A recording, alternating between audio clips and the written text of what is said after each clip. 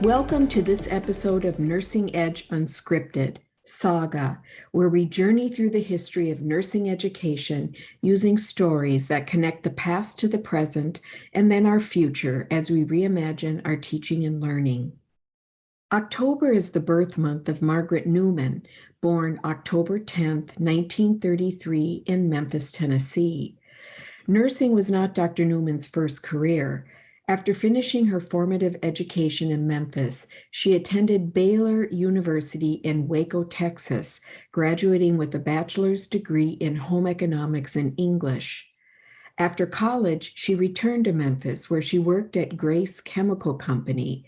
It was during this early part of her career that her mother was diagnosed with amyotrophic lateral sclerosis, or ALS. Margaret became her primary caregiver and through her care began to appreciate the importance of living day by day. She also learned through her mother that a person can be healthy even in the face of disease. Margaret was transformed by her caregiver role. This transformation would underpin the very heart and soul of her work moving forward. She decided to change her career trajectory and entered nursing school at the University of Tennessee College of Nursing. After obtaining her baccalaureate nursing degree, she went on to graduate school at the University of California, San Francisco. She then returned to Memphis, where she served as an assistant professor of nursing at the University of Tennessee and as director of the UT Nursing Clinical Research Center. Margaret's passion for understanding the unique relationship between nurse and patient that could achieve a greater sense of health led her to nurse theorist Martha Rogers. This was also at a time that nurses were writing about nursing as a discipline and responding to the inquiry of what constitutes the science and art of nursing. Martha Rogers was writing about health in a manner that captured the practice of nursing. This notion strongly resonated with Margaret, and she knew then that this is what she wanted to study. She enrolled at NYU to study with Martha Rogers and received her PhD in 1971.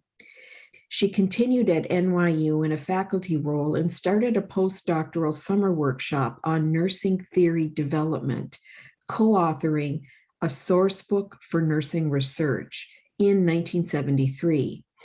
In 1977, she assumed the position of professor in charge of graduate studies in nursing at Penn State.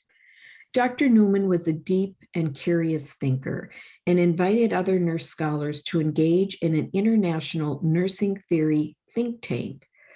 Her work in nursing theory resulted in her publication of the earliest primer on developing nursing theory, Theory Development in Nursing, published in 1979. With her love for research and theory and her ongoing scholarly work on the deep connections to health and the nurse-patient relationship, she successfully introduced her theory of health as expanding consciousness at a nursing theory conference in New York in 1978. In 1984, she assumed a position as nurse theorist and professor at the University of Minnesota. It was here that she further developed her theory on health, working closely with doctoral students. She would continue to evolve her theory and finally publish her theory, Health as Expanding Consciousness, in 1994. A quote from that book reads, quote, "To Margaret Newman, disease is not an enemy that strikes a victim. Health and disease comprise a unitary whole of individual and environment. This book is an inspiration to those seeking a full experience of personal health, end quote.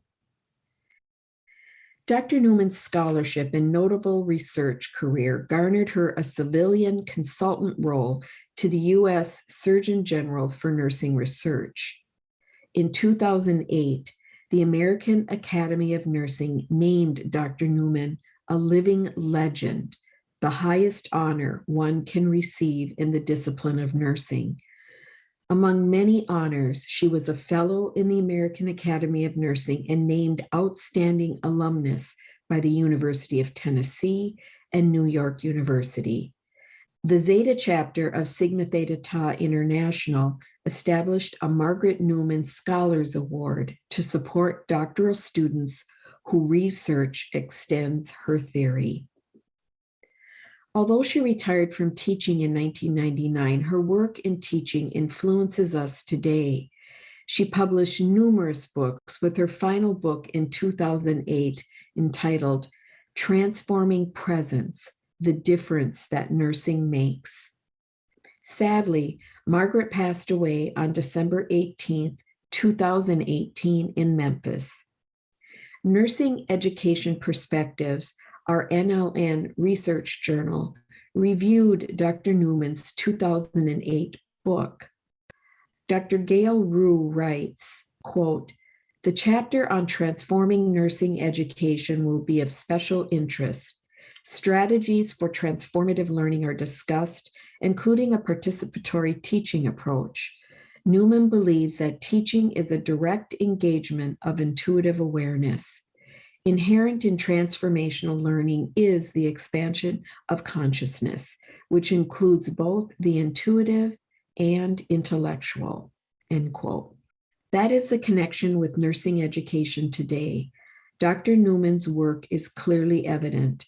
The notion of nursing presence underpins nursing practice and, by extension, nursing education. As educators, it's our ability to convey that unique nursing presence that enhances the safety of the learning space that resonates with our learners. As nurse educators, our learners have become our patients, the population to which we focus our work as educators. What better way to convey the art and science of nursing than to role model that very presence with our learners? Presence can be transformative both to our patients and our learners. Dr. Margaret Newman, theorist, researcher, and most importantly, present listener. And so the saga continues.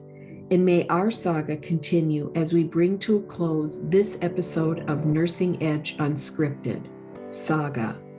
Thank you for joining us.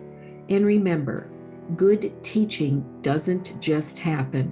Find your fit, push the boundaries, and celebrate the ahas.